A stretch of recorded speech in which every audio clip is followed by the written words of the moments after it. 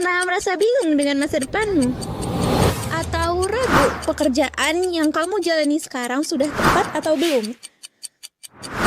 Jangan khawatir, semua orang pernah ada di titik itu.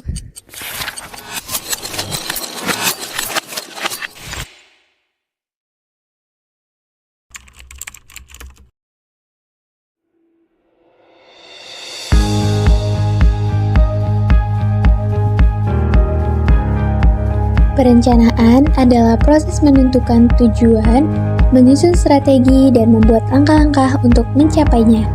Dalam konteks karir, ini artinya merancang arah hidup profesionalmu. Karir bukan cuma soal satu pekerjaan, tapi seluruh perjalanan profesional dari kamu mulai hingga nanti. Karir juga adalah cerita tentang pertumbuhan, pilihan, dan perubahan.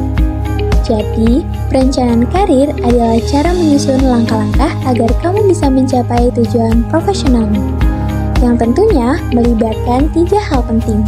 1. Mengenali minat dan bakat. 2. Memahami nilai dan aspirasi hidupmu.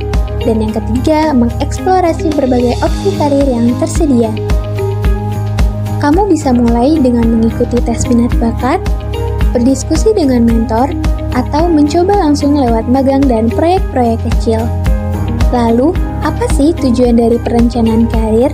Yang pertama, mengenali potensi dan pilihan karir yang tepat.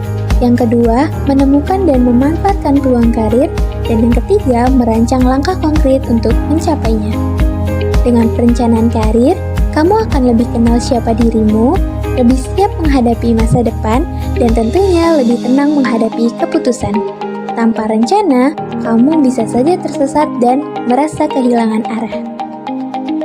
Contohnya, mengidentifikasi minat dan bakat kamu, kemudian membuat rencana tindakan dan menyusun rencana pendidikan dan pengembangan diri. Berikut tips sederhana untuk kamu mulai merencanakan karir.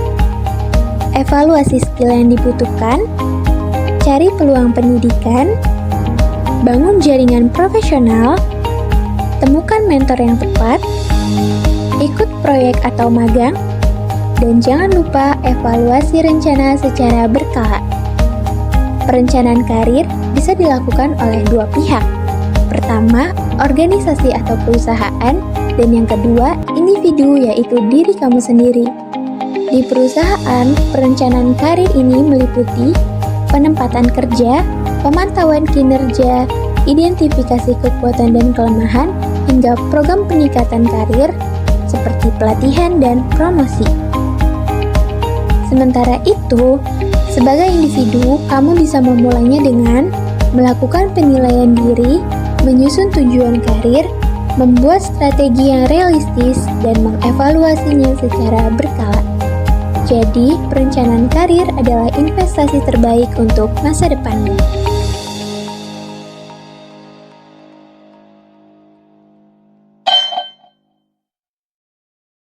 Adik-adik yang harus berdoa, bersyukur, dan terus belajar dalam menempuh karir yang dilakukan dengan mudah puas diri, karena tantangan adik-adik itu sangat besar dan adik-adik adalah motor nanti di Indonesia Emas 2045, dan itu harus diisi oleh adik-adik, bukan di golongan kami tapi golongan Gen Z ini dan sebagian milenial ini yang akan memajukan karir dan pekerjaan dan bisnis. Apapun karirnya, apapun bisnisnya, jadilah yang terbaik dari diri adik.